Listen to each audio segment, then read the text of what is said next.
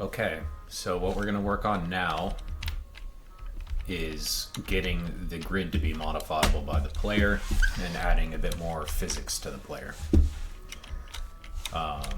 While I'm in here, I'm going to adjust some of the volumes of post-processing effects. I'm going to turn this film grain on and this chromatic aberration. I'm also going to set up the light to angle somewhere around, I believe, here.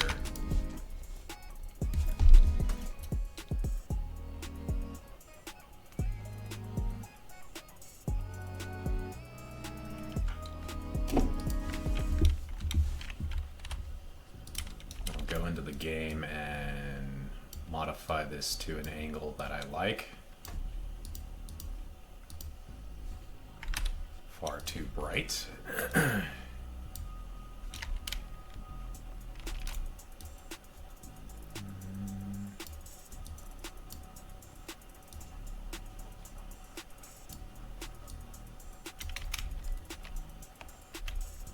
want to get some decent enough shadows. Something probably like that. So I'll just copy the rotation.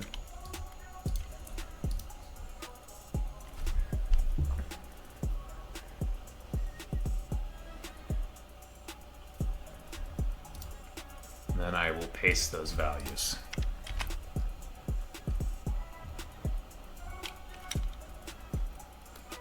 Okay, next we're going to ensure that the world is set up properly for raycasting.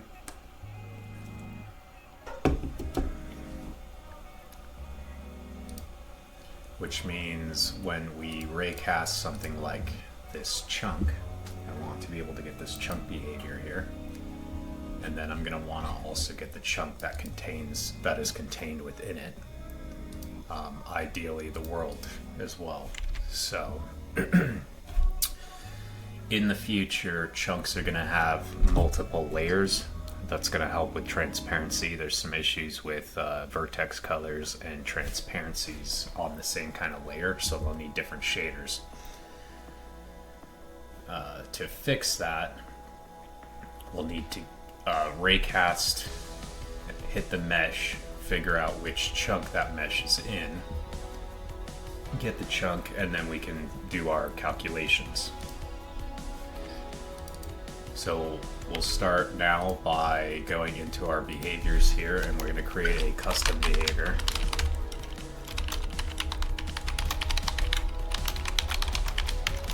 I'll give that a call that attachable behavior,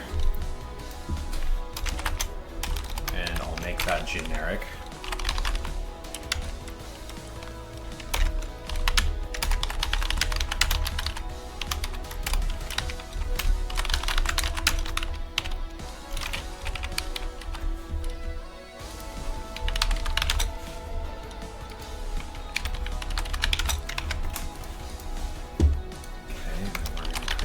Function in here called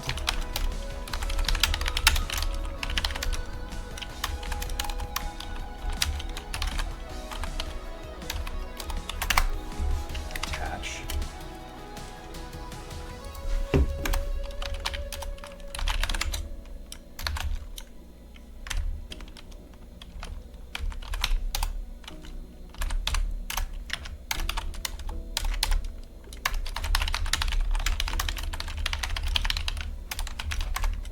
Is attached to false. We're going to want to run this start function after attach and when Unity does its start.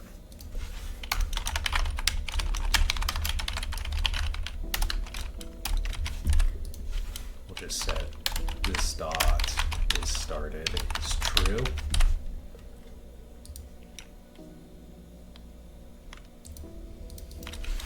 This dot entity is equal to entity.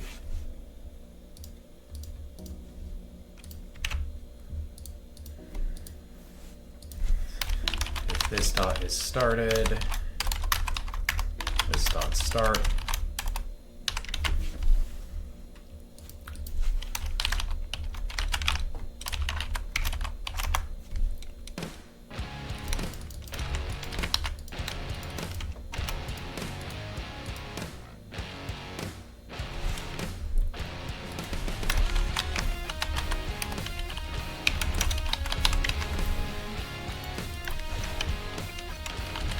return here. And then finally we'll do if this dot is started.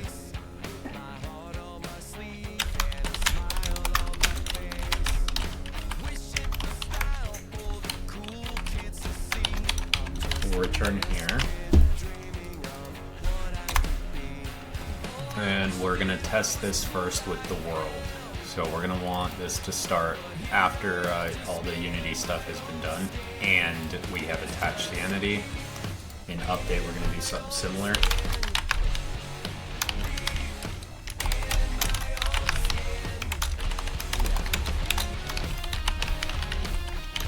We'll just return here.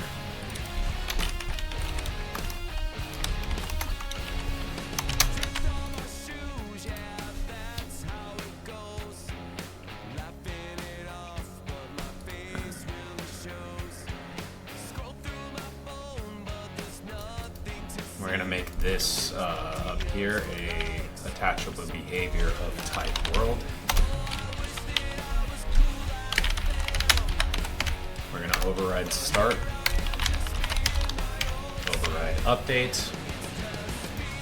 We're going to run the base first, which will filter out our code to make sure it's executing right. Debug dot Unity engine dot debug dot log. We're going to log world behavior updated, and then we'll do world behavior started. And I'll just add this dot entity. Let's make this protected.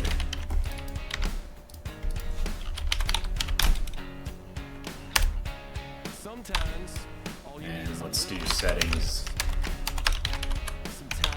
and we'll just do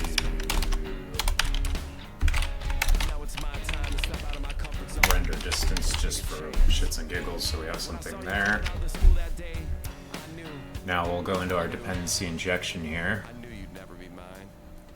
and we're going to look into world. It's registered as such. No longer need to execute this code. We're going to add the component to a new game object. Then we're going to do world behavior.attach this.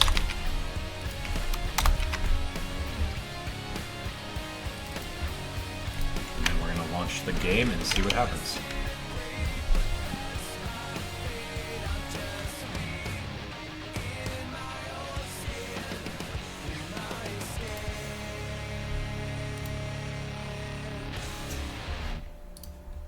I'm just going to pause here and look into the log. And world behavior has started, and we do have the entity, so we're good there.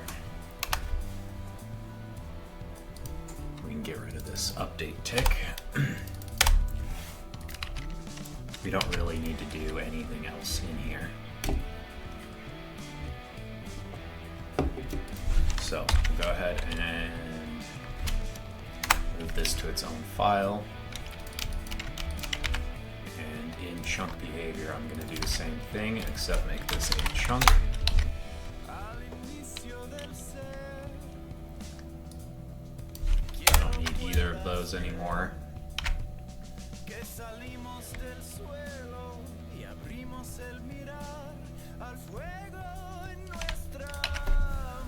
And then finally, we'll do the same for the player.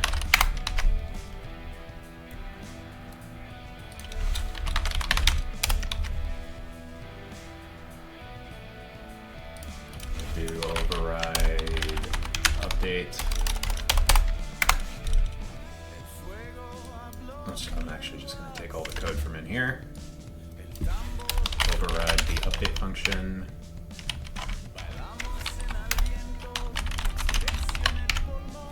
Run base update first. We don't need this check anymore. We don't need this field. We can use the term entity inside here. We don't need this attach function anymore. And we're going to comment this out for now. Then we'll go into chunk where we create the object.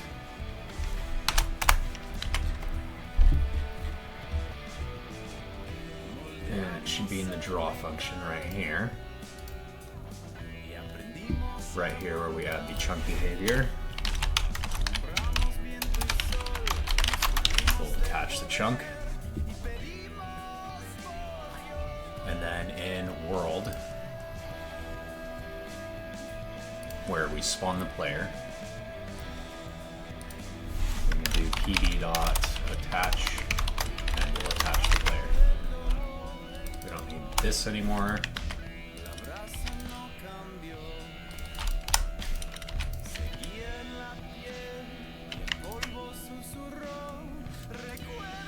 In fact,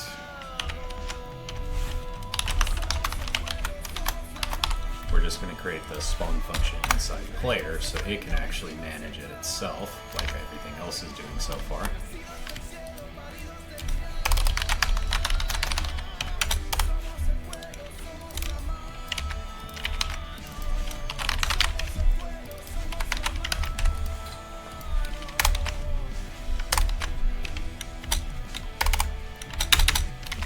And we'll take in here a world.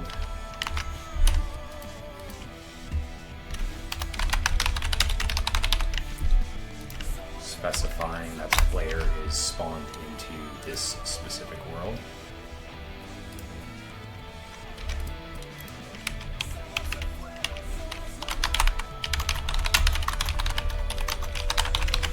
We'll make a get world function here. We don't need this attach function anymore. And that should be good there. Give it the world here. Later on we could put this in the dependency injection, but we're not going to right now. And now we're going to get to a bit more coding. So let's override the start function.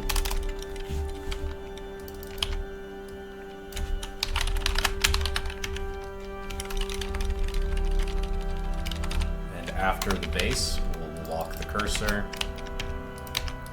I'm just going to put if cursor dot lock stays not equal to cursor lock mode dot locked, then we will lock it. We don't need to run this every frame. We should also have a way to escape this, but we're not going to worry about that yet.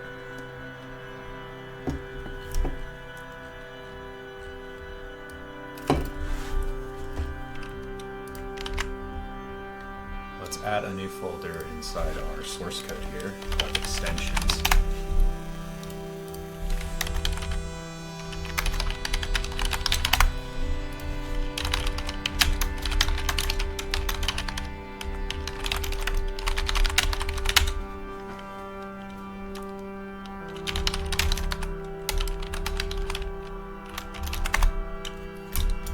This might get confusing, but that's fine.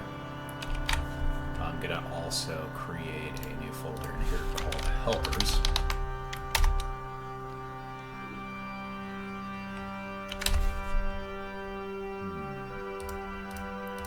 I'm actually not entirely sure that's what I want. Let's put it in here for now.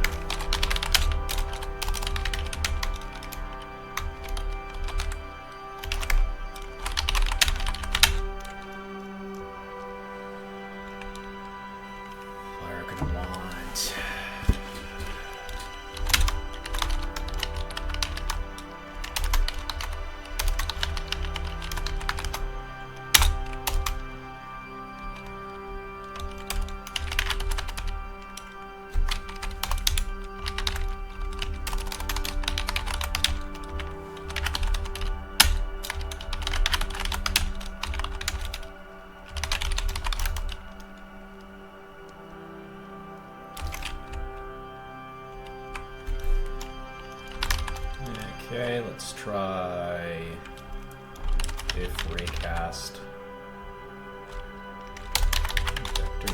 p.raycast, physics.raycast, and we need to give it a start position and direction.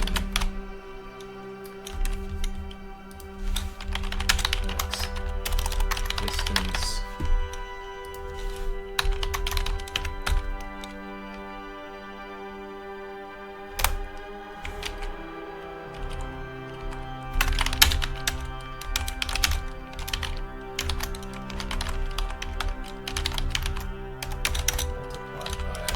Distance, debug.draw ray, black. Huh.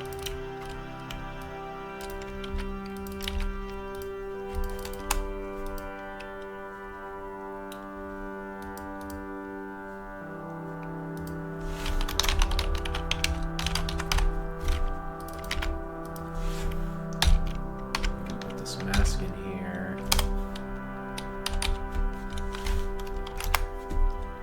And then finally we need out hit.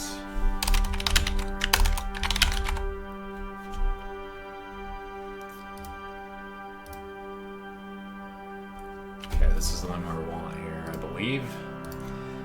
So origin, direction, hit info, distance, and layer mask.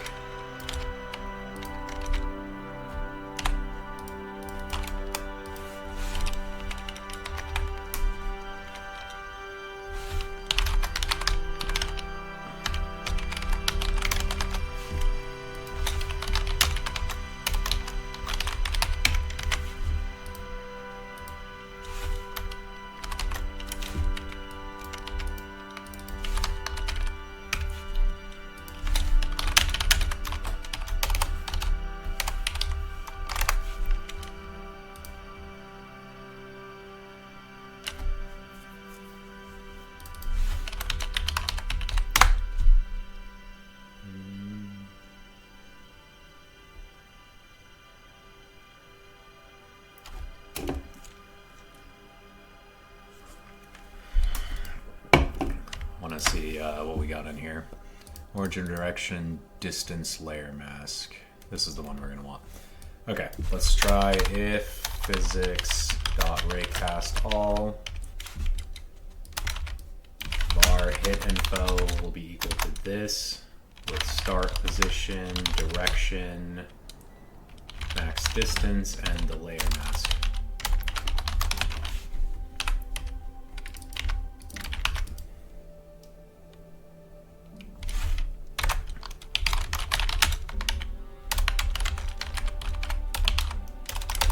Info if hi dot try get. Let's see, what do we got here? Transform dot try get component t out var t. We'll just return the first one.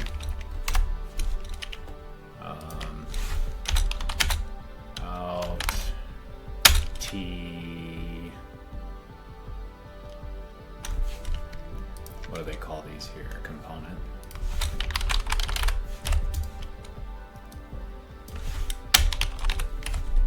So we'll set component equals t, return true.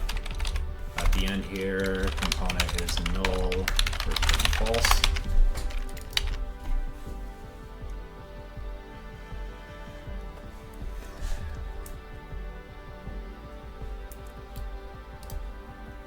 Inside player behavior,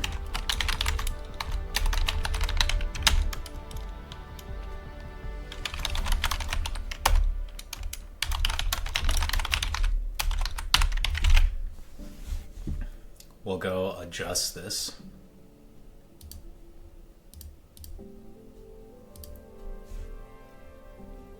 And we're going to set this to default. I believe that's what the chunks are in. We can change that later. Okay, now let's start with the simple one. We're going to do extensions dot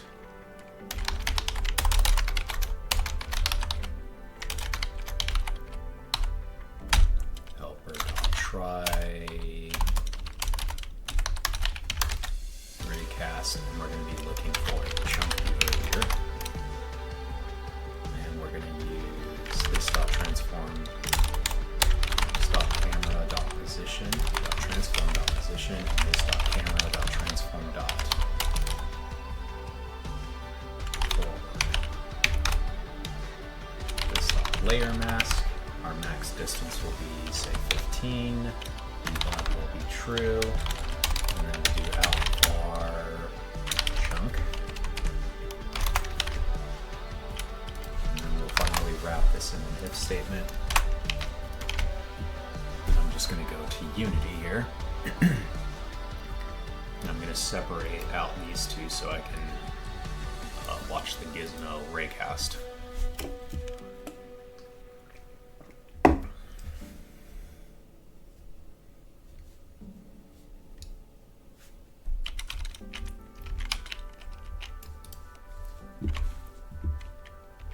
Okay, and he's kind of in a weird spot.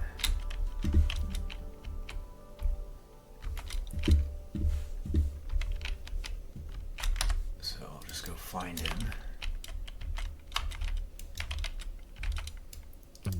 There's our raycast pointing at some objects.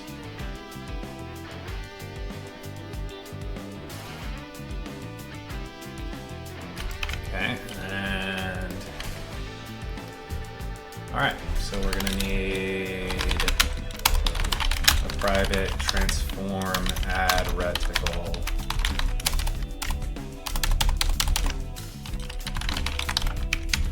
Add ret, private transform subret.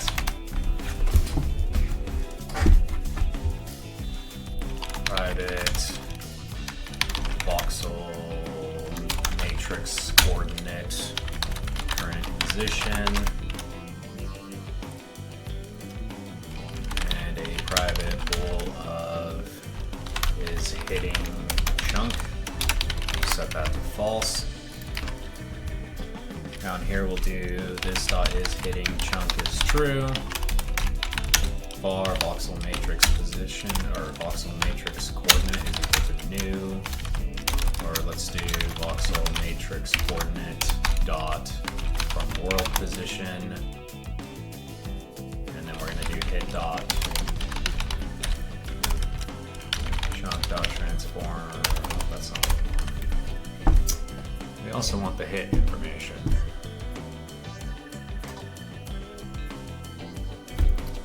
Let's add an additional out here.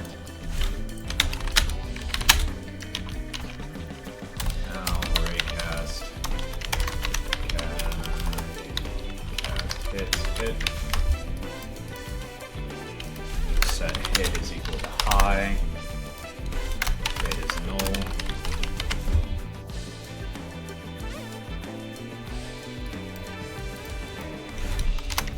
Make it nullable.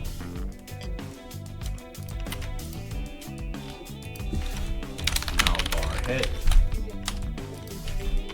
Hit dot. Oh, this is where we need to convert the positions.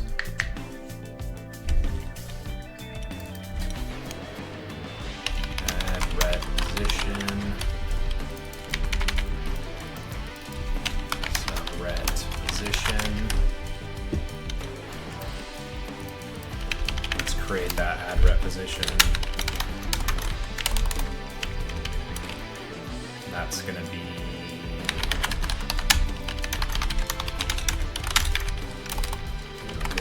point value dot point plus hit dot value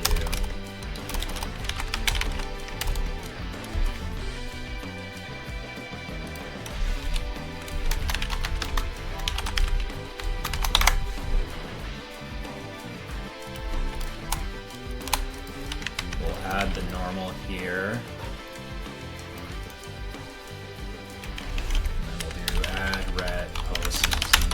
Vector 3, add ret posts. Let's do actually math dot floor to int and ret posts x, y, and z. We'll adjust this as necessary. use that add ret position, and then we need to get the chunk.world world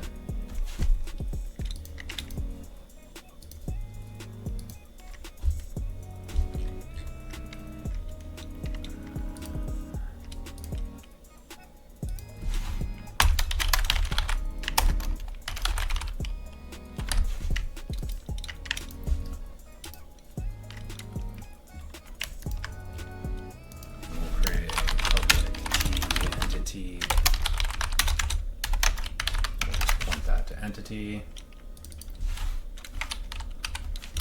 And let's see, do we have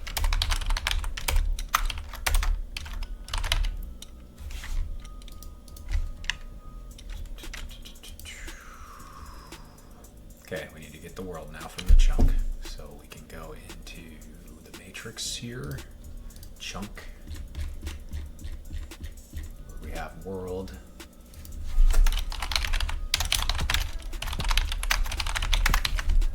That.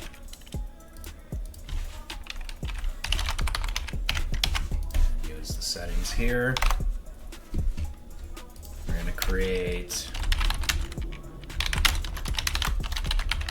a function to spawn the reticles.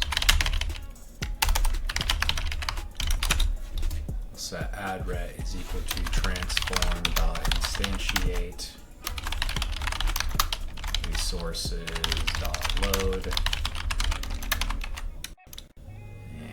Let's put this in prefabs, add ret. Then we'll do a subret. Then we'll go subret. Go into Unity. We'll create these.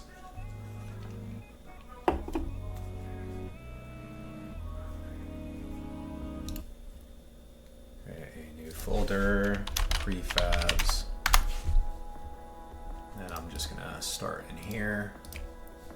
So I'm gonna call this add ret. We'll get rid of the collider. Add this in here. Red material. I'm gonna attach these guys together, and I'm gonna make this guy green.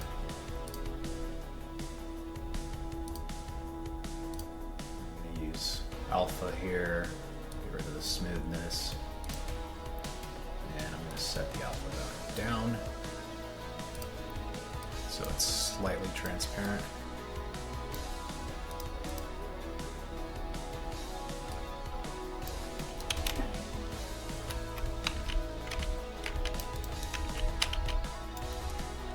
We're going to make it significantly more transparent.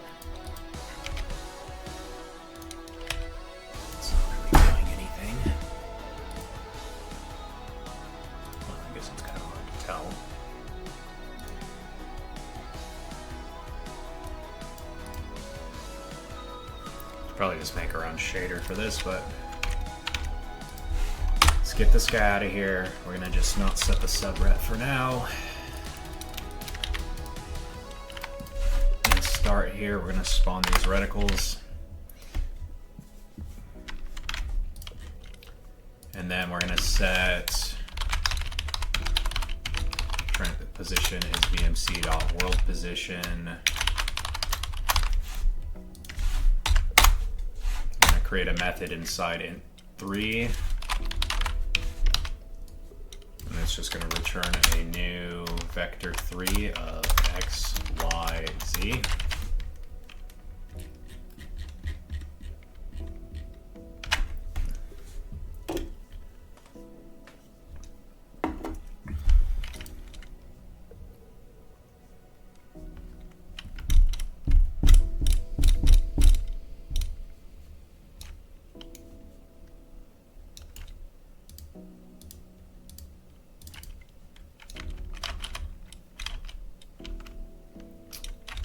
I don't think this is spawning in the right position, probably because we removed the spawn code. So I'm just gonna, am I upside down?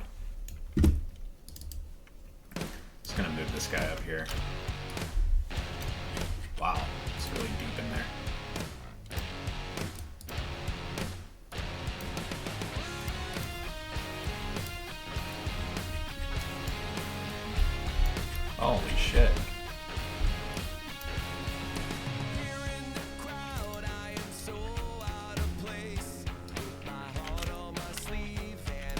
Okay, and then let's see what's going on here. There's the add reticle. There's the player. There's his raycast. And while we're in here, I'm just gonna breakpoint this and see what's going on.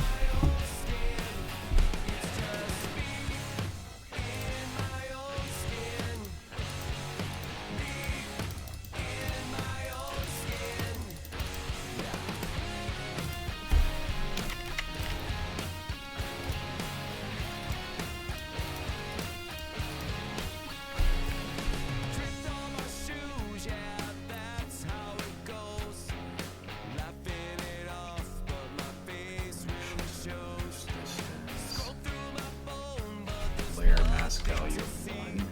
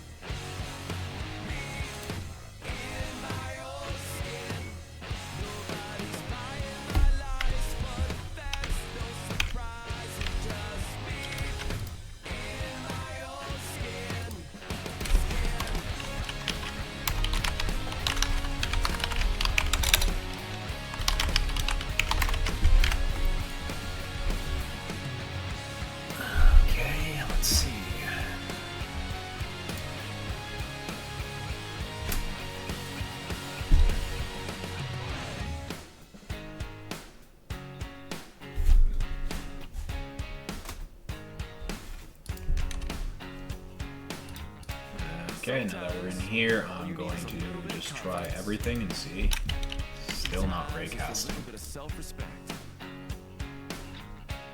Now it's my time to step out of my comfort zone. So we should be going from. When I saw you coming out of the school that day, I knew. Basically, is that one above? So 1588, negative 27.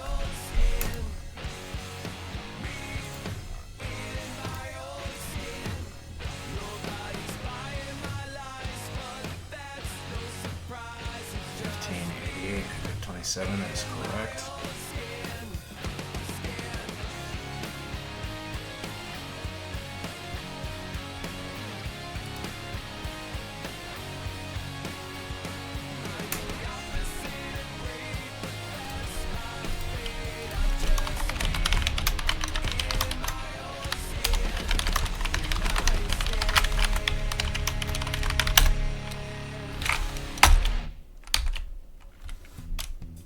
That's weird.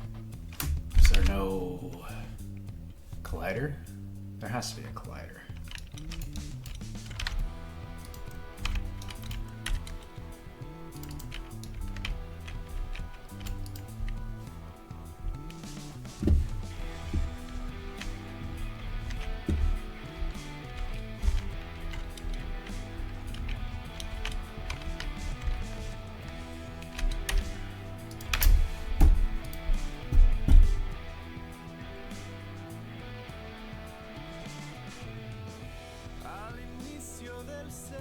How's it not hitting anything?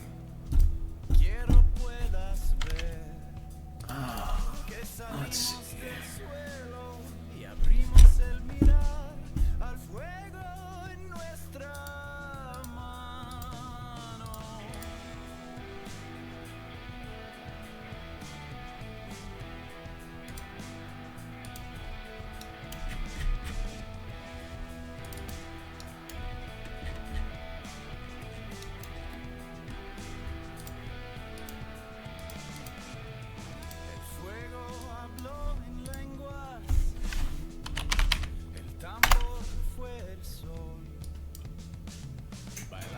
It's got physics.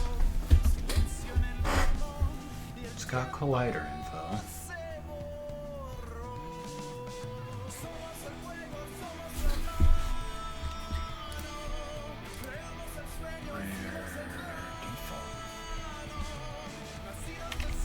Okay, so there has to be something wrong with the raycast then. Or the debug code isn't working correctly to point the ray.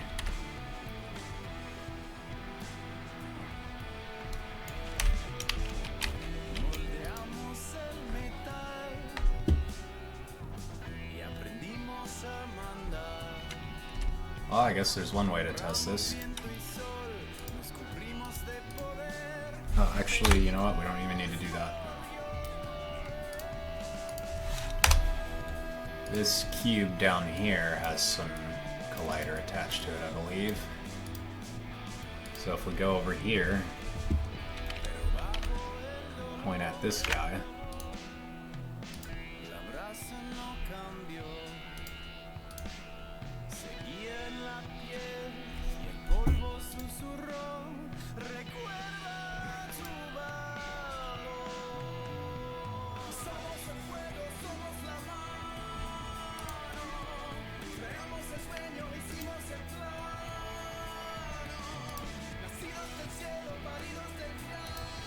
oh, there's a freaking mesh collider right here, the chunk.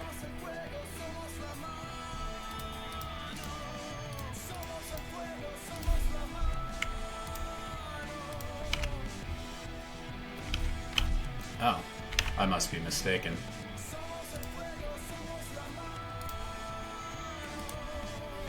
Oh, it is hitting it. What the hell?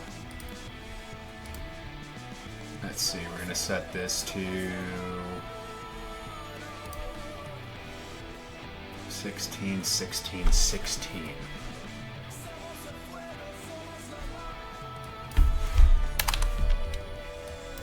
Fix this. Relaunch it after it compiles.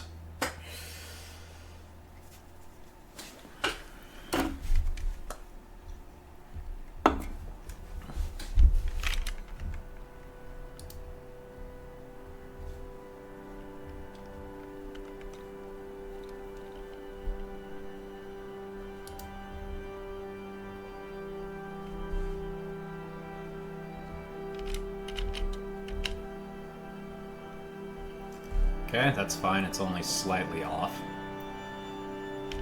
But we have the gist of the code now. We just need to get it to work correctly with the normals.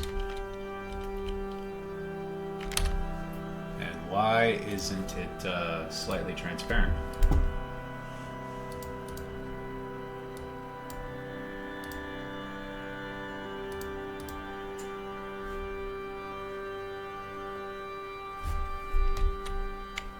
I see. Transparent.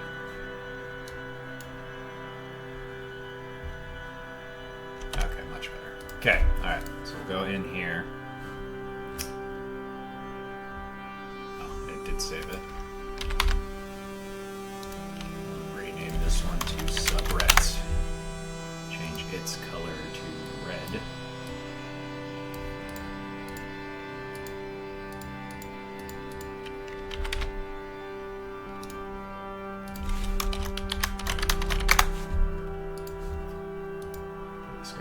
Green. This guy to red. Put the sub right here and the add right here.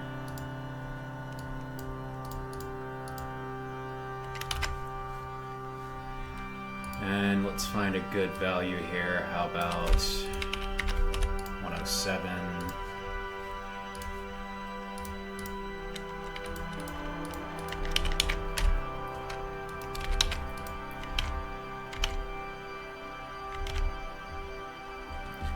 And you know what, while we're at it, let's just make one more.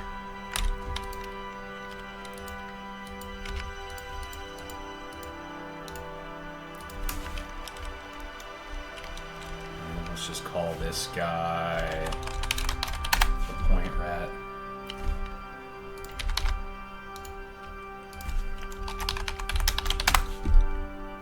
And we'll set his color to more of a yellow. And then we can go in here and create our three reticles. Do point ret.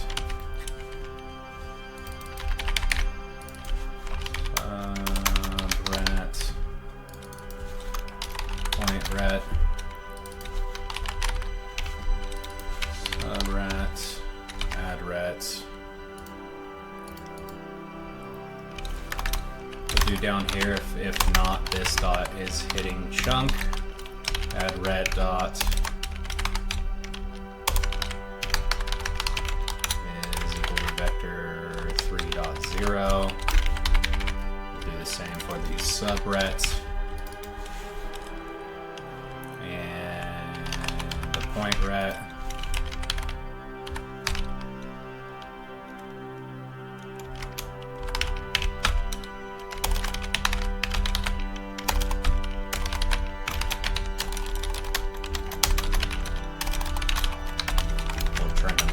So we can't see them.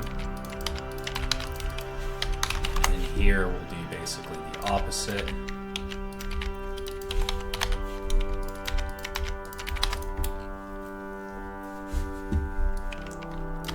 When a hit is detected, we will reset all three of their points. And we're going to close this out. Set this dot point ret is equal to hit dot point, hit dot value dot point.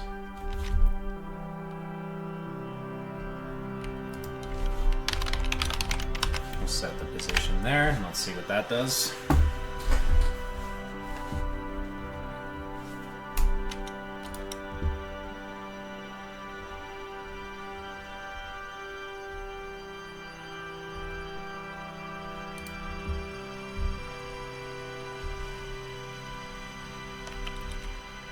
That gets us a pretty good approximation of our hit point.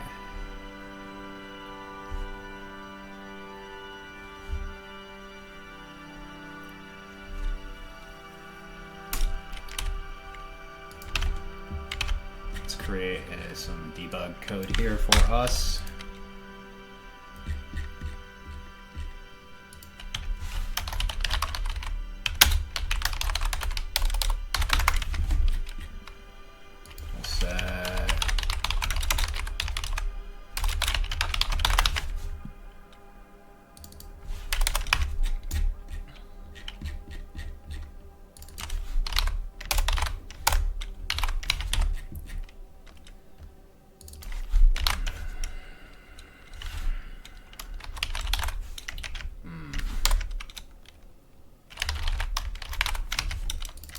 Chunk hit for now. These are just debug variables.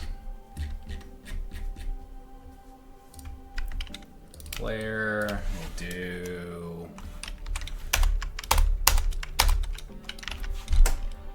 I'm actually gonna add an at sign here. I'm gonna put this on a new line.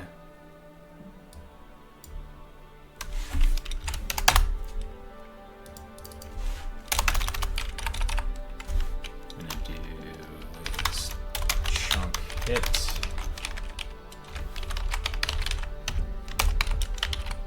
It's hitting chunk. Hit point. Chunk hit. Point.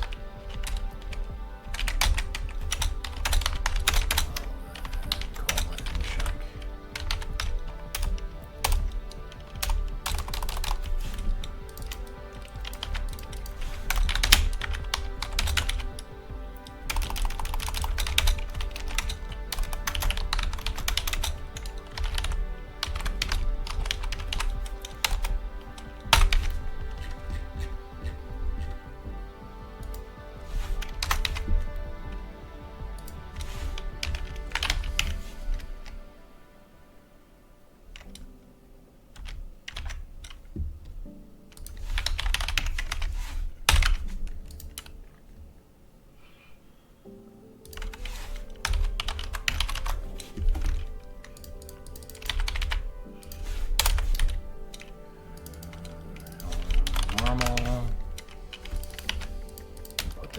In here.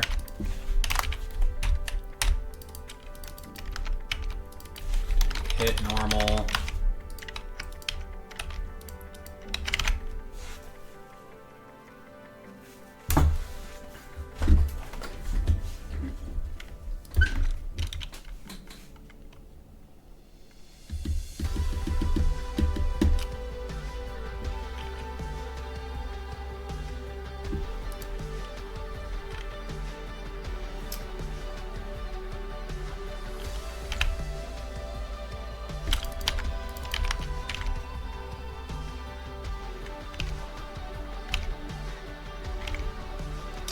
set this guy, what is this, rect height.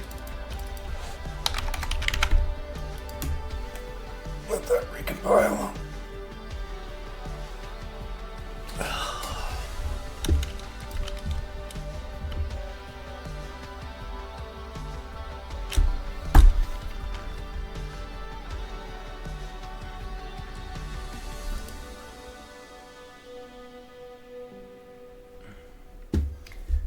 Alright, so when we're looking at here,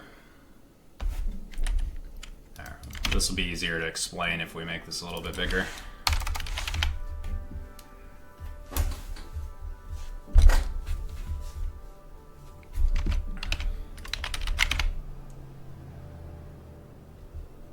So let's pick adding to begin with.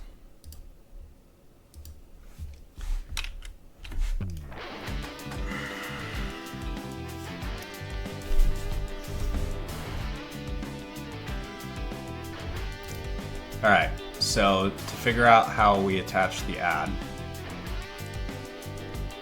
let's point this guy. Actually, let me go over here where I can see a little bit better.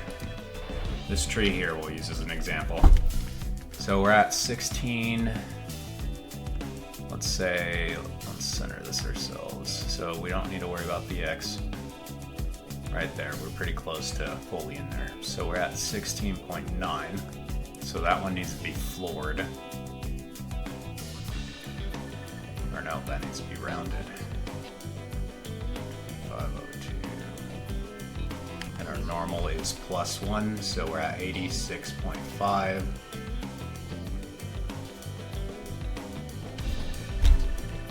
We're almost all the way to the edge here. That's 17.3.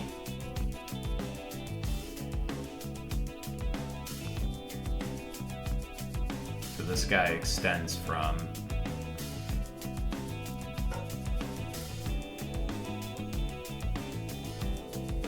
17.5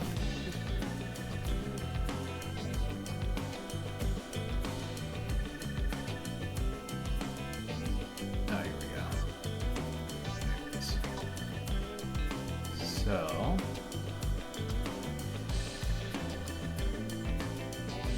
16.5 will be our start point.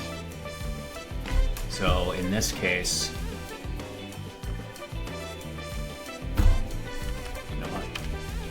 Let's be for certain. Let's go grab that cube. We'll just place him over here.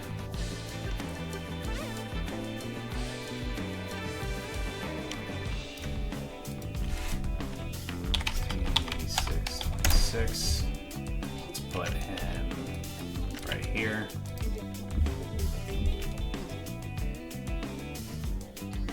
This position here will be 17, 86, and -26. So let's go on to the assumption we're working for 17. So between 16.5 and 17. So in this case, we need to seal the values. This one's 26, so 25.5, all the way over to 26. So let's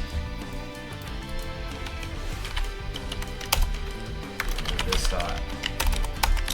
And ret position is equal to new vector 3. And we're going to use pid dot value dot point dot x. Actually, let's do this.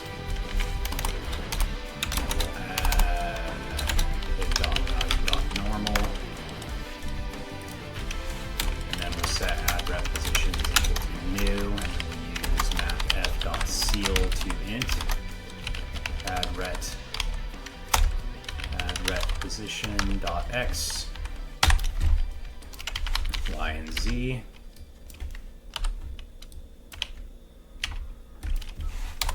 and then we will set add ret's position to add ret position,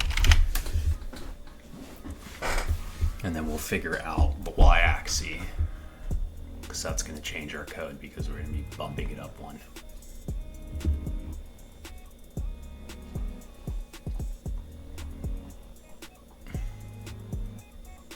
So all we need from right here is that we are in the correct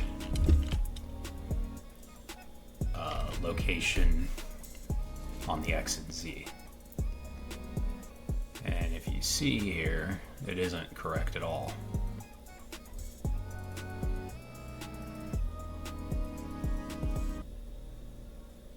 Okay, so here's our Z-axis. Let's figure it out there. So we're at 25.5. Technically we're on this one, and then we come over here. We're well within this. So we should be setting it to... ah, shit. And where it's broken, right there. Damn it, did it again. We really should have a way to lock this.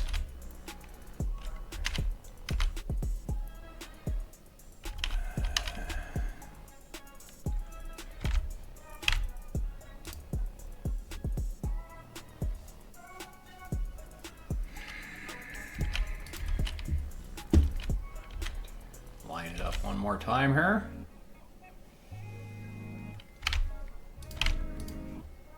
Okay, should be sealed, so 15 or 16, we should do 16. This will be 87.5, so 88. And this guy should be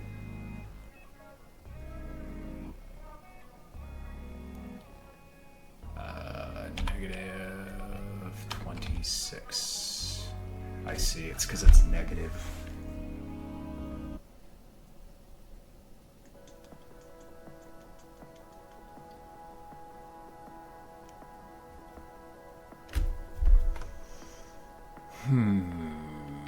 Okay, well.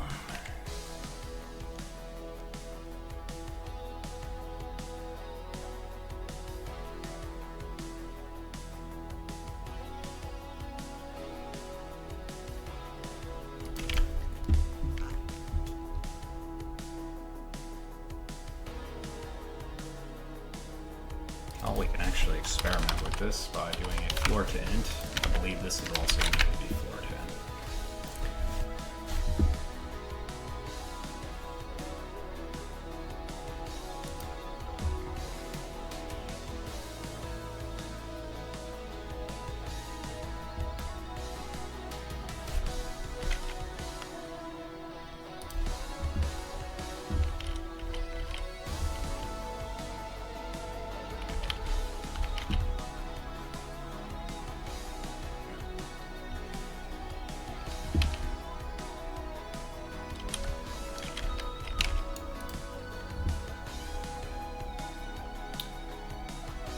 Position isn't right either.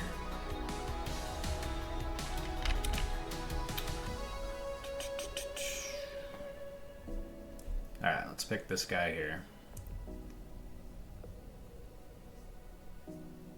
And we'll align the raycast up on it.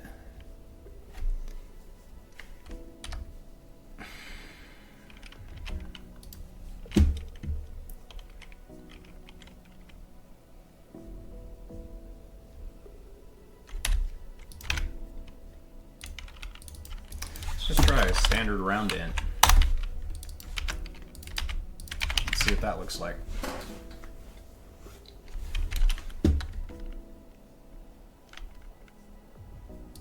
Trying to get a little too fancy here.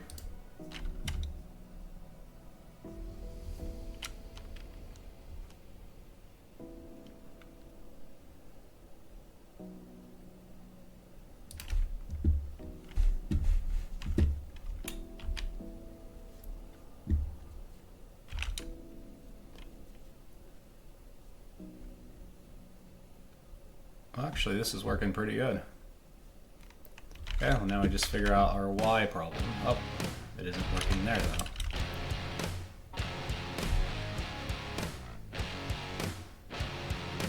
Oh, because the norm is pushing it. Okay, well let's... okay, let's see here. We're at 86. 86.5, that's going to round to 87. And then if we add 1,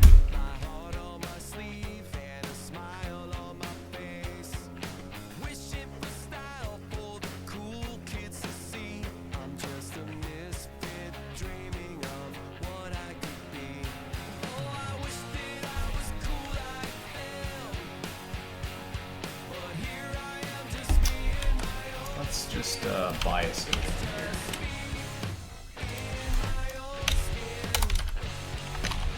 Let's have the normal, so I can only offset it by half.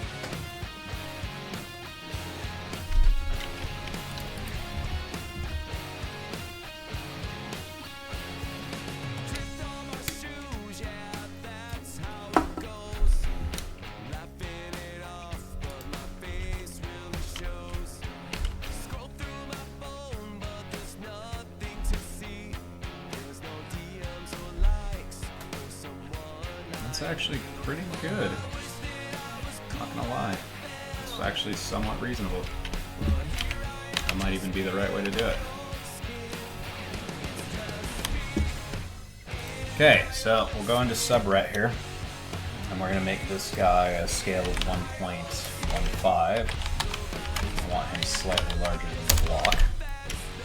I'm gonna copy this over, and we're gonna use subret position. Subret here, and what we're going to do is subtract that normal divided by 2. We'll use that subret position there, and we're going to get rid of the point ret now that we don't need it.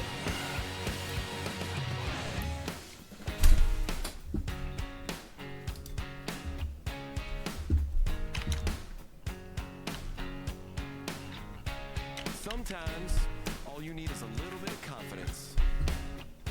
Sometimes just a little bit of self-respect. Now it's my time to step out of my comfort zone, take a chance. When I saw you coming out of the school that day, You know, actually, I knew you'd never be we mine. could just do this. The normals will always be invalidated in 1. Just do that.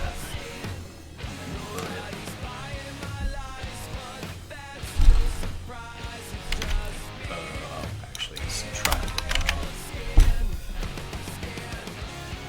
And that should actually just point us right there. We shouldn't need to do any more math.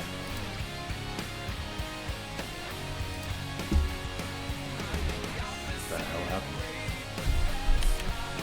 That's weird, like the player spawned.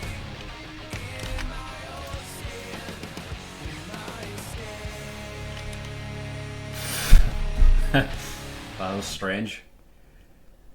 Must have been some domain reloading thing.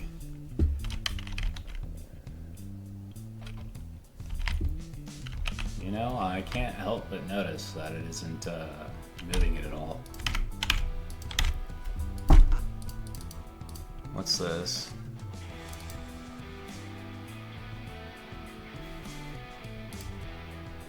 Unnecessary assignment, huh?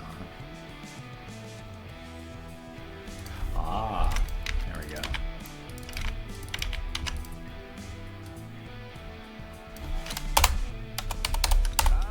There. We don't need to be doing that. Quiero puedas ver que salimos del suelo y abrimos el mirar al fuego en nuestra mano.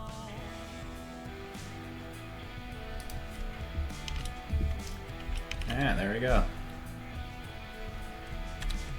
Okay, now let's convert these to some useful stuff. And what is this average position? Star red position is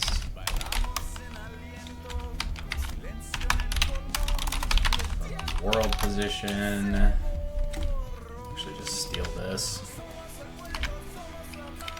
And then we'll use add reds position, like so, and then we'll use list.subret position is equal to subret. Transform that position using the chunk.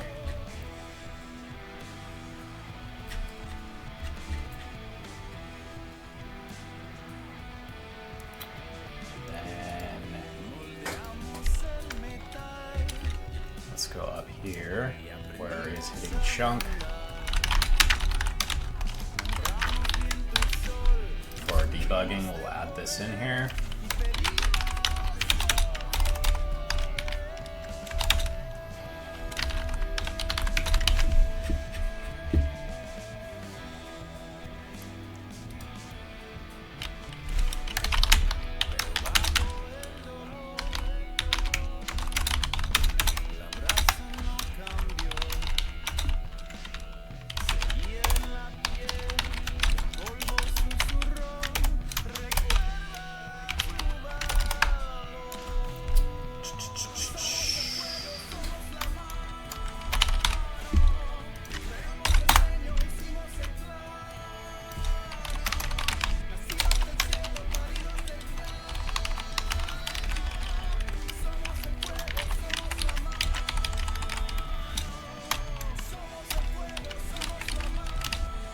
Actually, let's do it like this.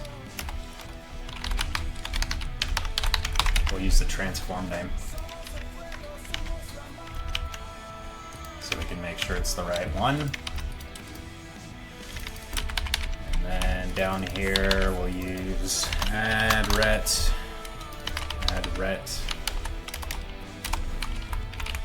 position. Let's make sure this has a proper toString, and it does. We'll do subret.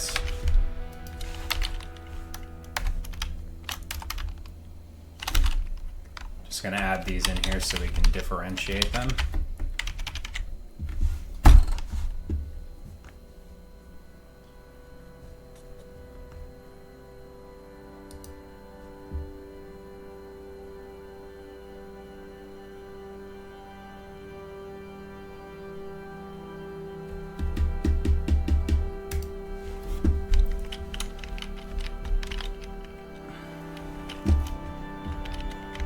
Okay, alright, so we are hitting a chunk.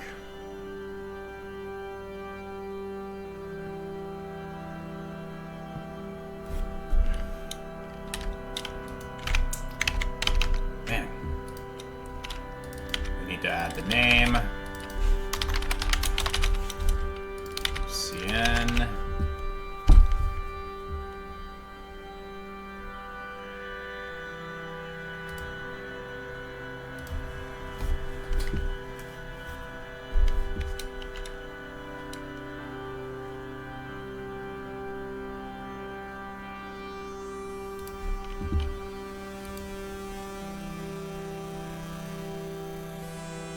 Chunk name.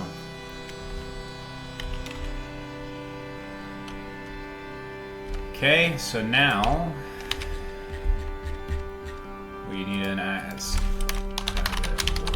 world. Actually, we can get the world from the player.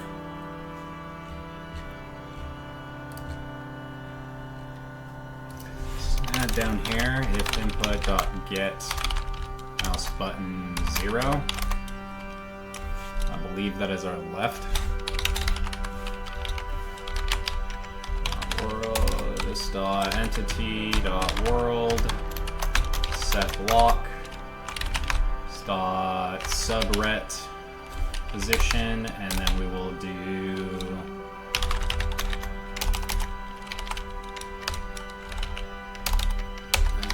entity dot registry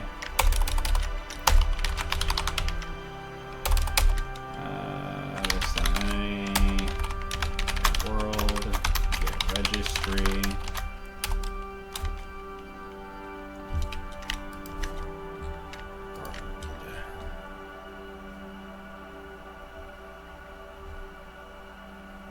This one actually doesn't have the registry. The chunk does.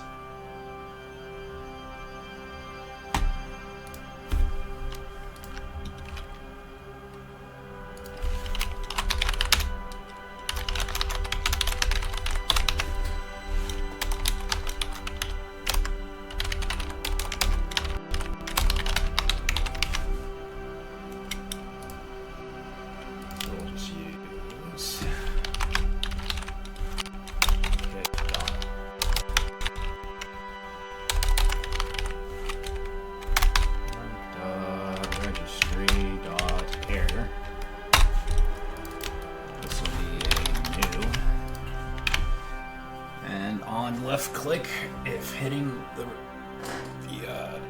grid, we should set it to air.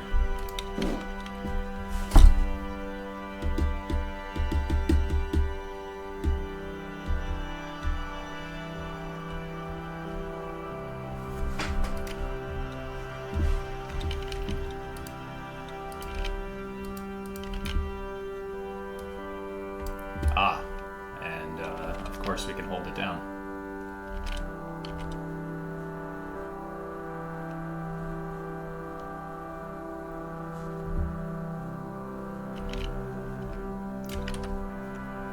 Okay, and then we just simply do it the other direction, or right click. We'll use the add ret position and let's say grass.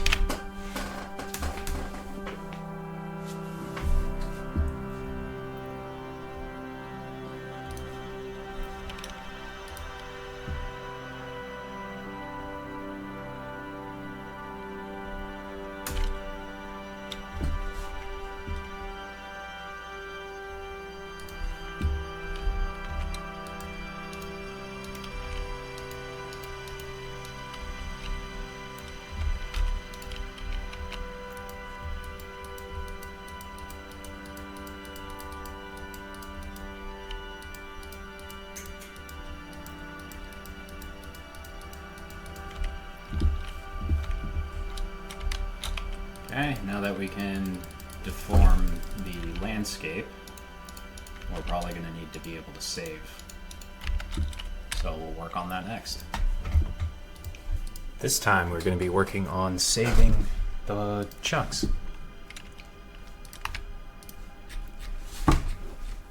So to ensure that this is operating correctly, we're going to go over to our dispose function here. And we're going to log some text. Disposing.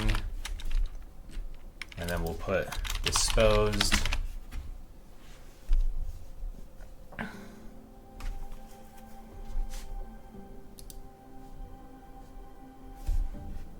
We'll generate the world.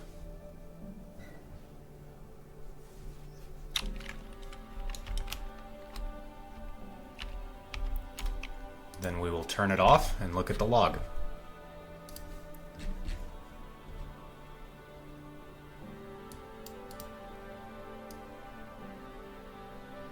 Okay, and it isn't being disposed, so we can trace this back.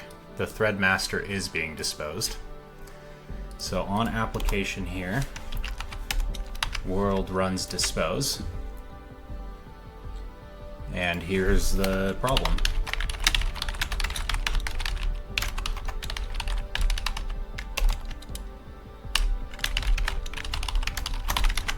I'll execute the dispose function here. And while we're at it, we'll put some text in here for world disposing.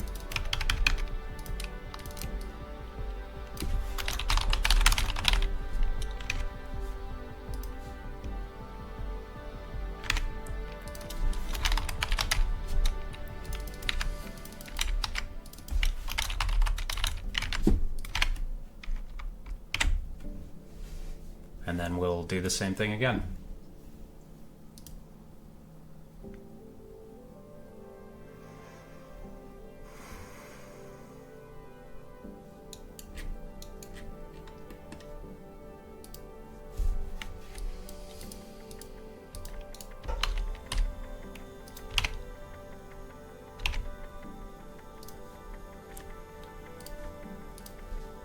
Disposing world and chunk disposed. Perfect.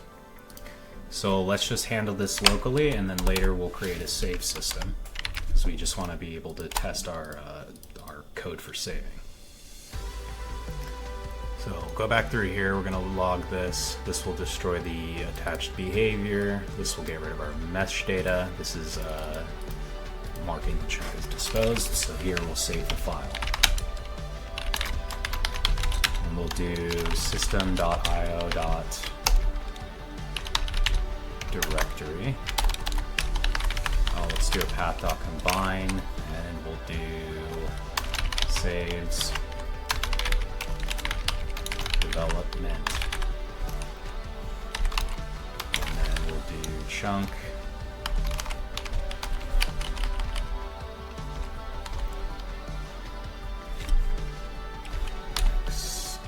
Y-Z.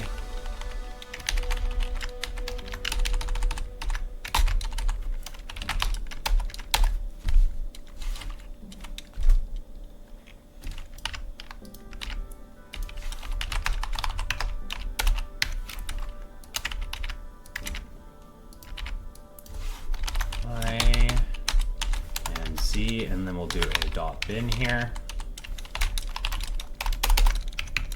If not system IO path dot or directory dot exists,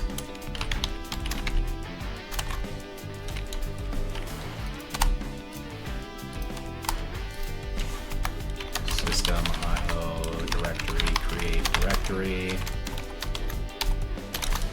save dir.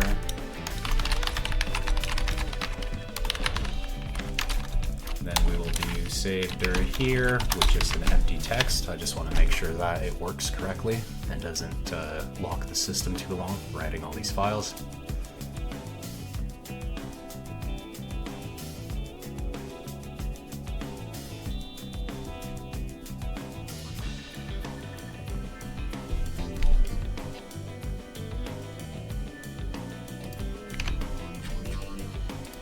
Yeah, saves.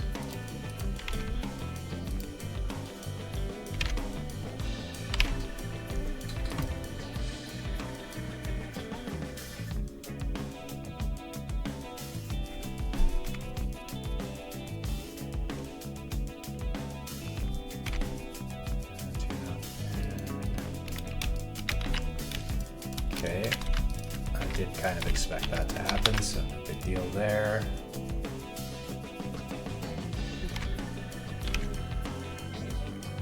-1, chunk -0 -2 -1. Why is there 2 dashes here? Just gonna delete this file here, or this folder structure. Launch it.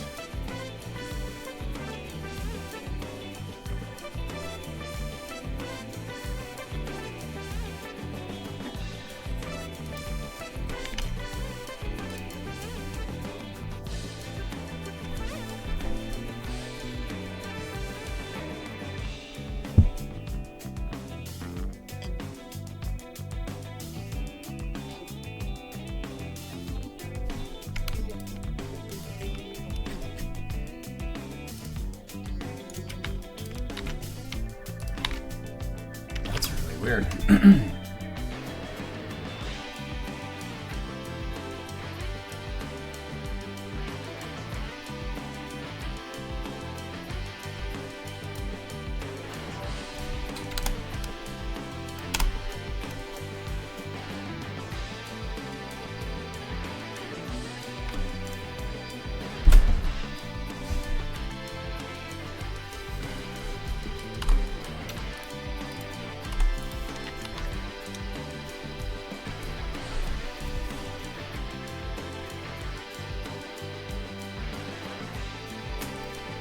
I got 2 dashes over here as well.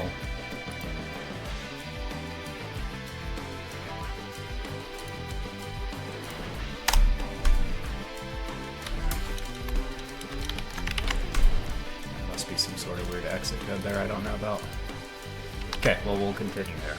So we're gonna go into, we need to create a new namespace for this kind of thing.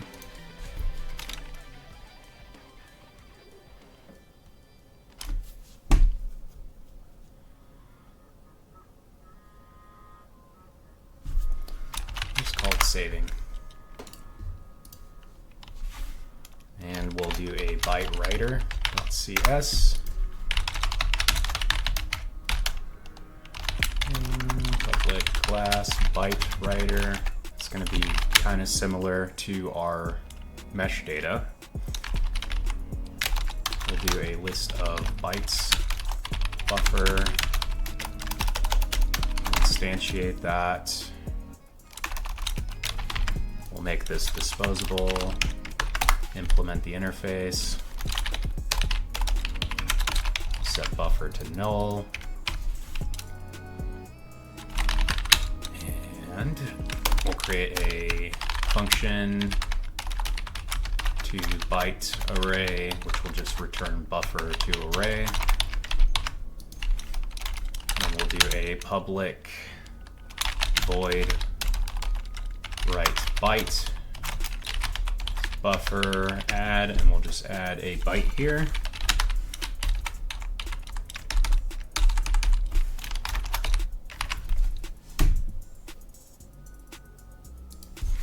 We'll create a function for write int 32. Let's do int 32 just to be specific.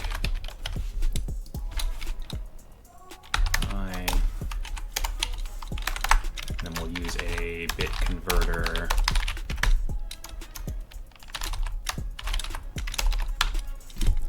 and we'll want the opposite of the bit converter actually. Get bytes, here we go. Then our int buffer will be equal to this. Actually, we can just go like this. We'll just add the range of this array, which should be 4 bytes. And that should be all we need to implement for now. So if we go into our registry, we're going to need to set it up where we can get voxels based on a byte or some sort of key, and I don't want to store strings in here because it'll take up way too much space. So we'll use bytes for now. We can increase that to integers later if we need, but I'm not entirely sure I'm going to have more than 255 unique blocks because I will probably compress the colors into a single block at some point with a lookup byte or something. So anyway, back to it. Go to the voxel registry.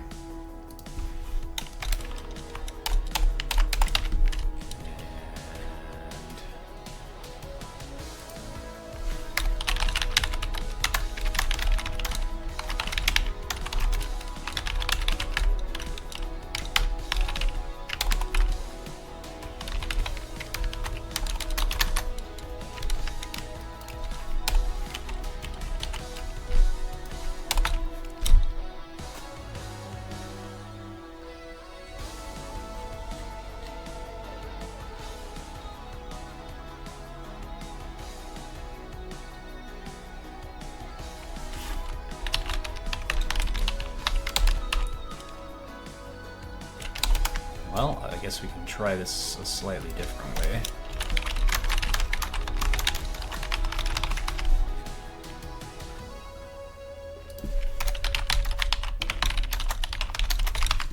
We'll just do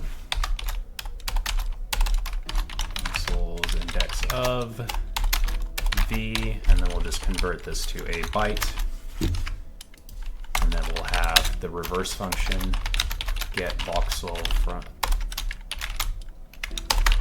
Actually, we just override find, return this dot voxels dot b. Now in chunk, we'll move this guy down here, and then we'll do using byte writer is equal to new byte writer.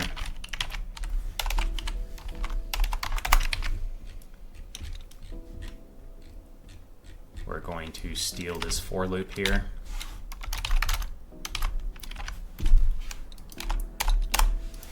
And then we'll do this dot voxels at xyz dot serialize writer. We'll generate this method here. And we'll make this virtual, so each, actually put it inside the chunk. And we'll put in a chunk voxel here. This guy can be overwritten later. We'll also want a way to deserialize this data at a different point, but we'll be able to get the voxel, and we can run a deserialize function inside here that returns a chunk block, or a chunk voxel. So this will be deserialize, and actually let's leave this unimplemented for now. Alright, the base code will be pretty simple. We'll get this registry, get index of this. Our index will be equal to that, and then just simply write byte index. Then we go into chunk. Voxels XYZ, and this will be .voxel. Voxels XYZ will be what we specify here. And then we will write all bytes, and it will be writer dot to byte array.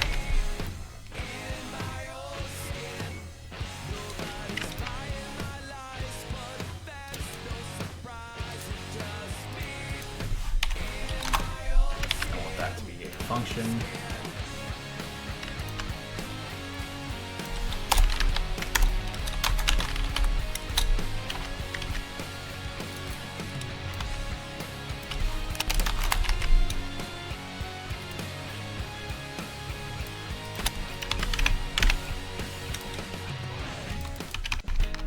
And then it will be disposed on its own. And let's see what happens. Sometimes, all you need is a little bit of confidence. Sometimes, just a little bit of self-respect. Now it's my time to step out of my comfort zone. We'll instantiate that list. When I saw you coming out of the school that day, I knew you'd never be mine. Never. It's just me in my own skin. And I'm just gonna let the world generate here.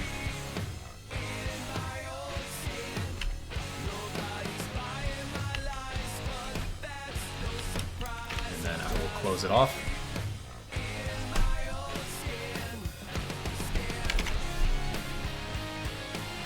Shit, it's still doing that, huh?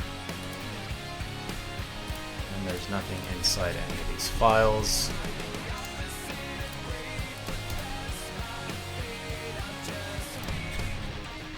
Oops. Why am I getting 2 caches?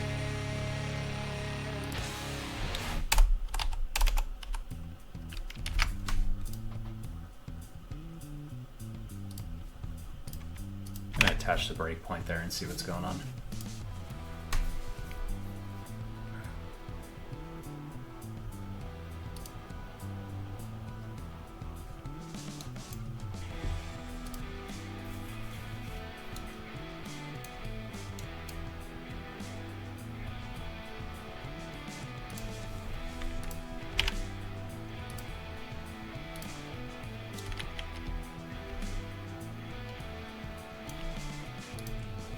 I'll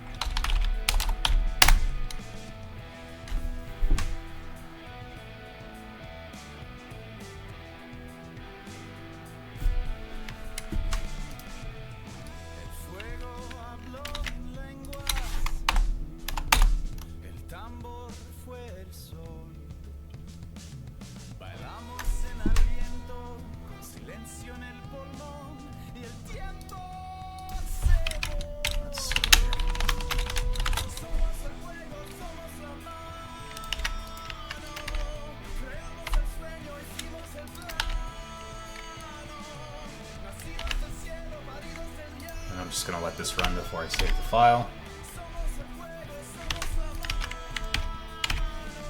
Just because I want to do a couple different tests here.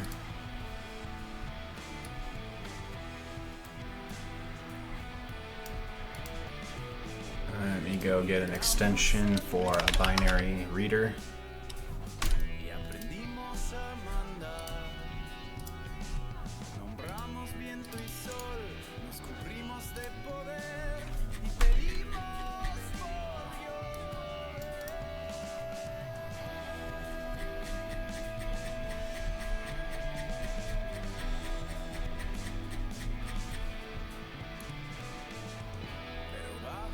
That is strange. That's not how it should look.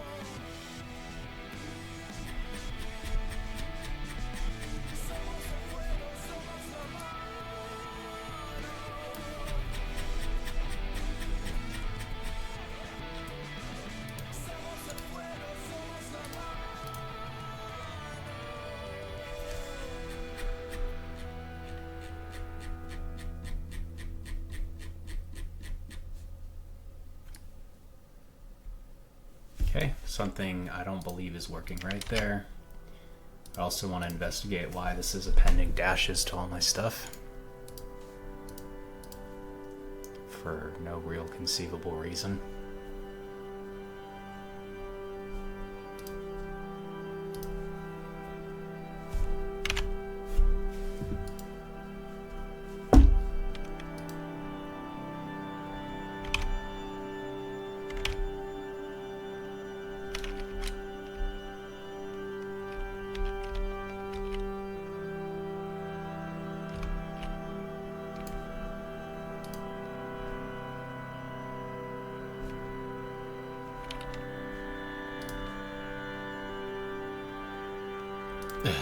Man, killing me, dude.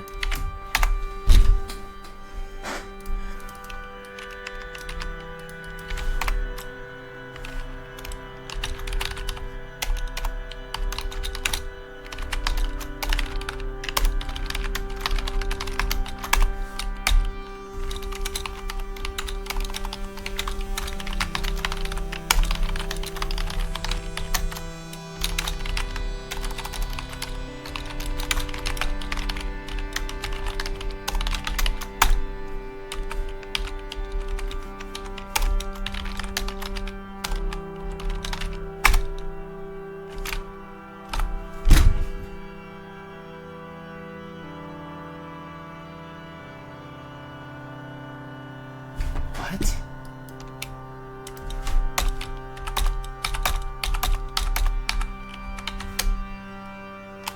What is this?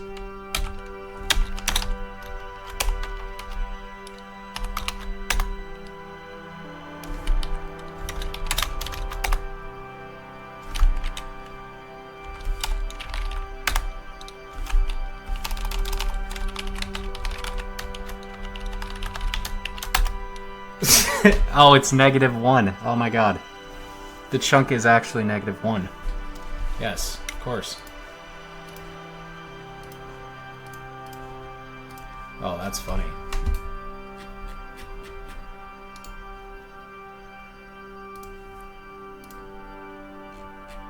Ah, okay, this actually does look fine. See, we got 3 here, so that's going to be our 3rd entry, 4th entry in the registry, which will be 1, 2, 3, 4, dirt. So we do have some variance here. Now going the other direction, where we specify the generation here, We'll just put it in here for the time being. Save dir.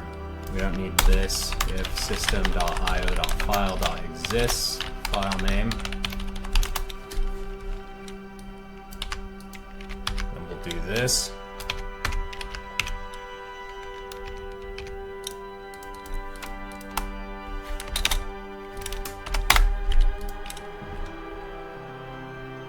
We don't need this anymore.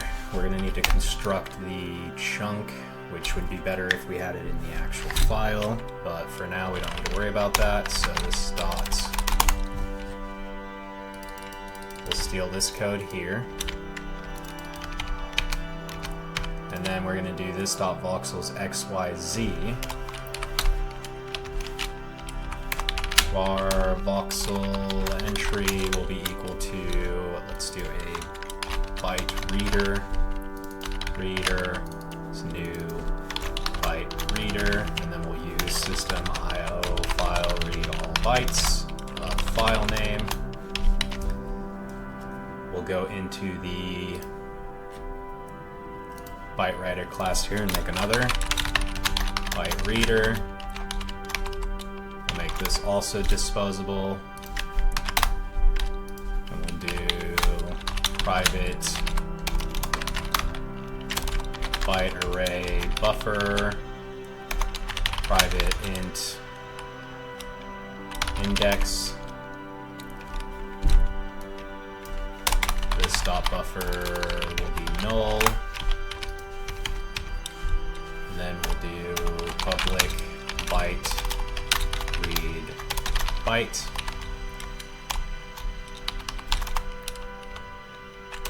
Then we're going to do index plus plus, and then we'll return buffer index minus 1.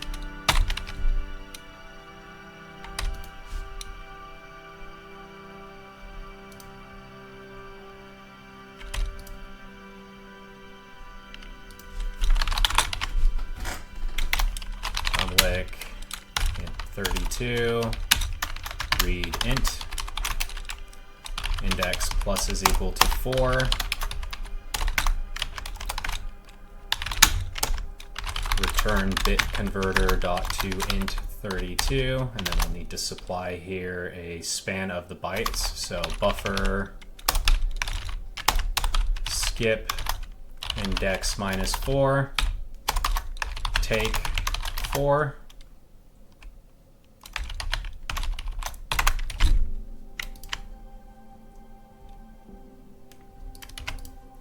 Do we really need to specify it as an array?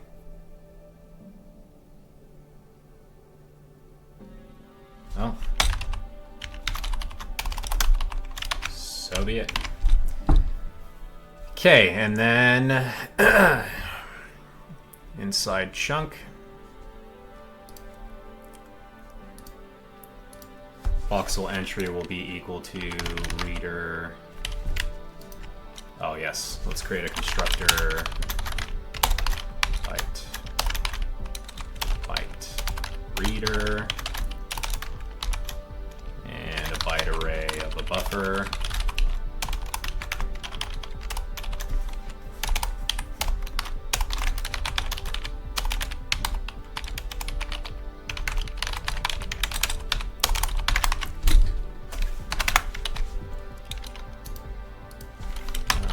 Bytes, and we're just going to read the first byte, and then var voxel will be equal to this dot registry, voxel registry dot find voxel entry, and then this dot voxels xyz will be equal to voxel dot deserialize.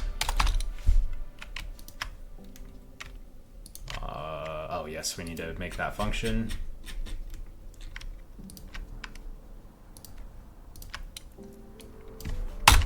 This guy is going to take a byte reader, and at the very basic one, it only reads the first byte, and we know what that is because it's us, so we're just going to return a new. This. Anything more complicated can read from then on.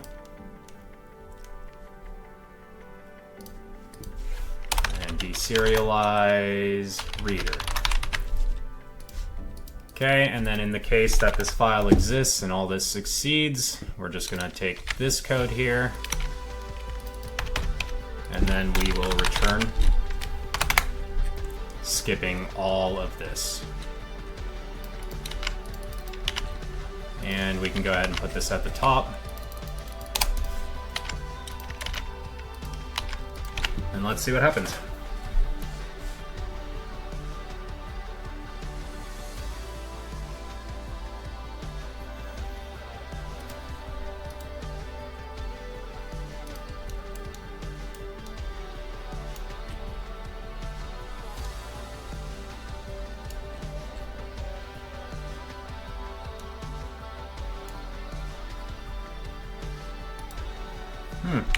All right. Exists file name. Just gonna put this in here and see what's going on.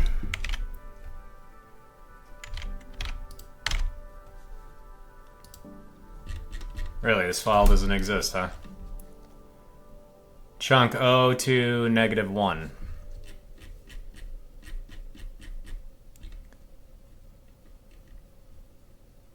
Oh, it's right there. Ah, yes. Just gonna close that out. We'll just start this over. Need to put the directory in here.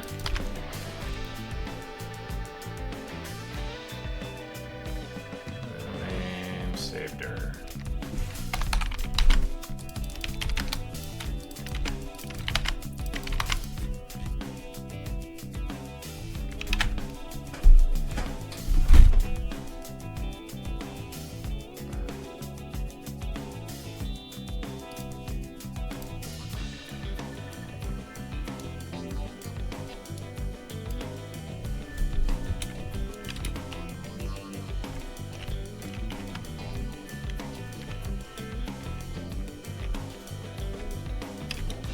I'm just letting this finish its generation. I'm going to close it and just relaunch it.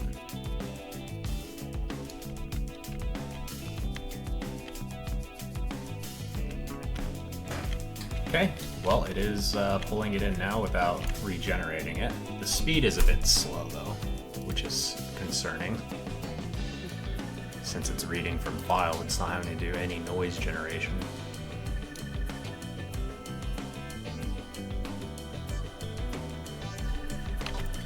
But, at the very least, what we should be able to do now is change the terrain a bit. So I'll just start with hollowing this out. Then, place some grass. Just gonna put a couple of things in here just to signify that I did some modifications from the original generation. Close the game. Then I'm gonna play it.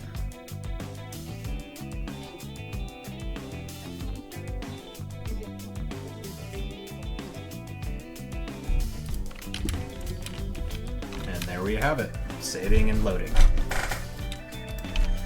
Now that we have the basic understanding of this, let's change it up a little bit. I'm going to take this code out of here, and right here where it executes generate,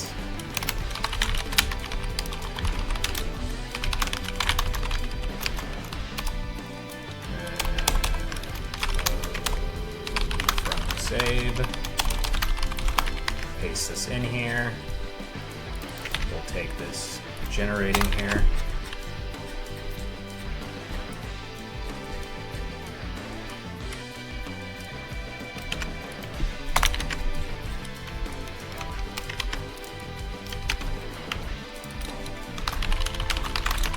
Upload it from file.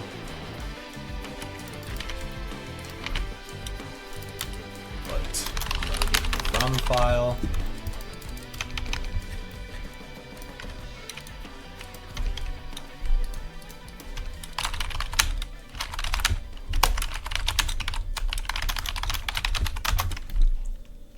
Save file name will be equal to this, and then we can go ahead and change how this works now.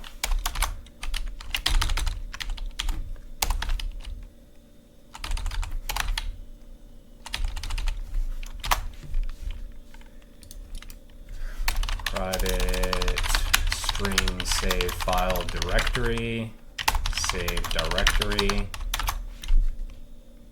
We'll put it in here.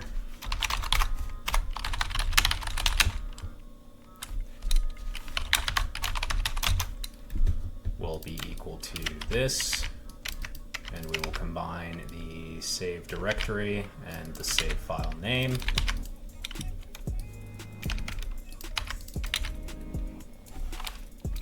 Shouldn't need that anymore. This will be save file.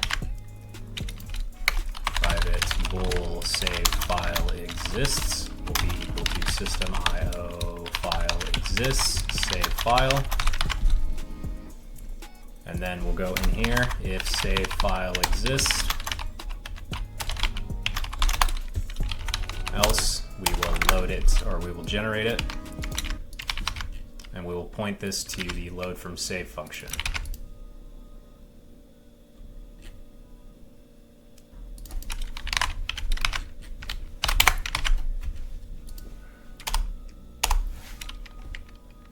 This will be save file. We'll delete this folder again.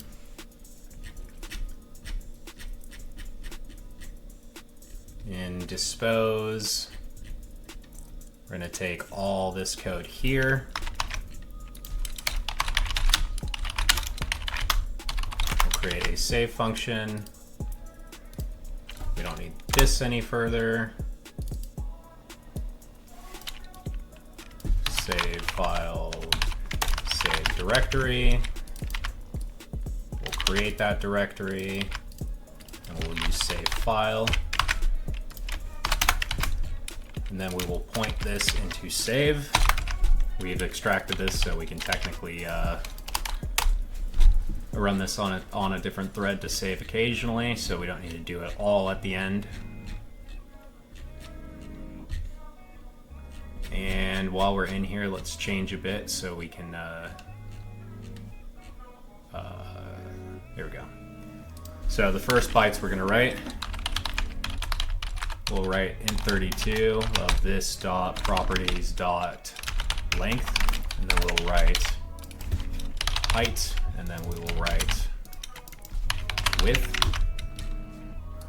And then when we come up here, load from save, we're not going to use the chunk properties that exist within the chunk. We're going to actually use them from the save file, and if there's a problem there, it'll be very apparent quickly. They'll be on the wrong positions. So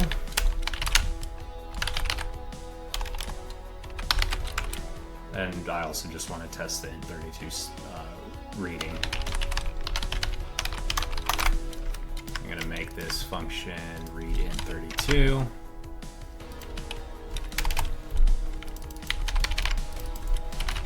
Height, width, and then we'll use length, height, width, and let's see if it works.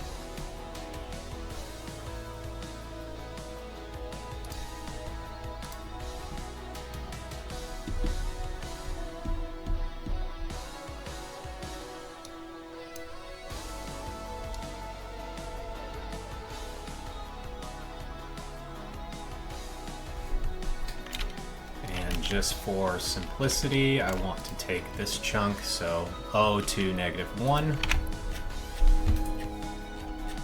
and we'll go look for it.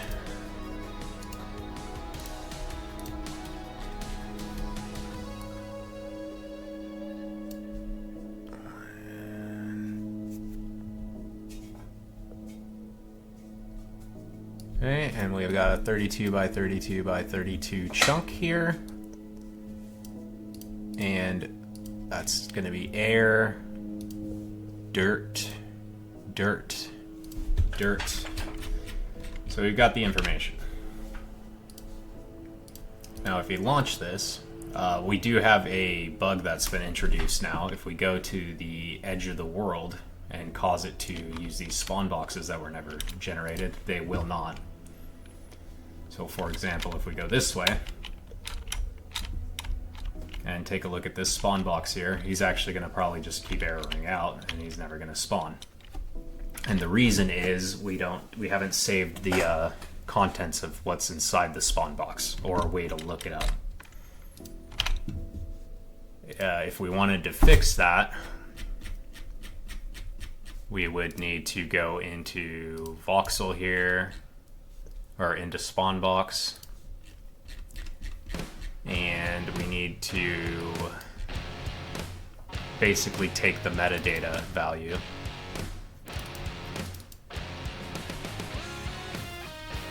and I believe we're just using clipboard, so we're not using tree anymore.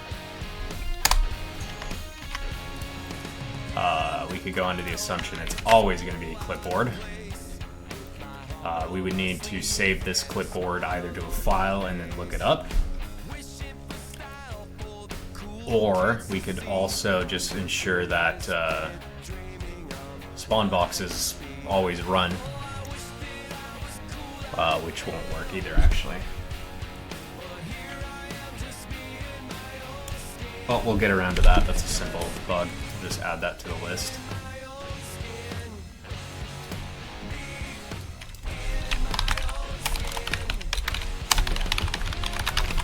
I think we're going to need to start keeping track.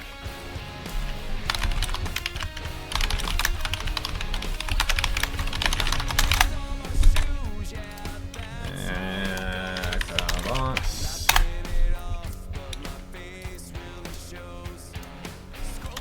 Bugs. Actually, development. Keep this as a Kanban board.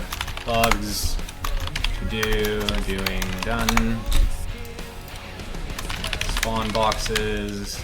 Don't spawn after saving. Loading cycle.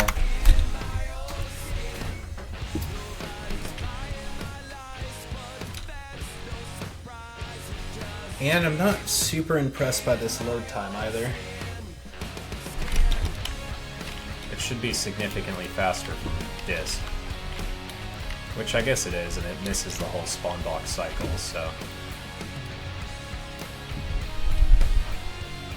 So what I'd like to do next is either create a lookup for these voxels so we can change which one the player actively has, or I'd like to implement one where they can customize the color themselves, or select from a list of applicable ones. I don't want to fill my stuff up with meaningless color blocks that don't actually have any use in the game. So I'd like to create something like a, let's see here, like a colored voxel block, and then its metadata contains the color code or like the lookup entry, and then that can be saved to file so we know which kind it is. To do that though, we'll need a UI.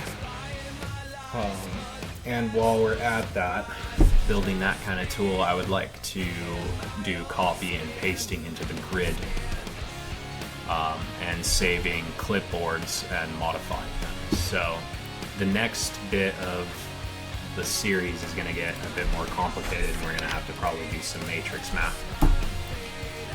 And it's been a little bit since I did it last time, so you'll have to bear with me as I smash my head into a wall figuring it out again. Anyway, I will see you next time.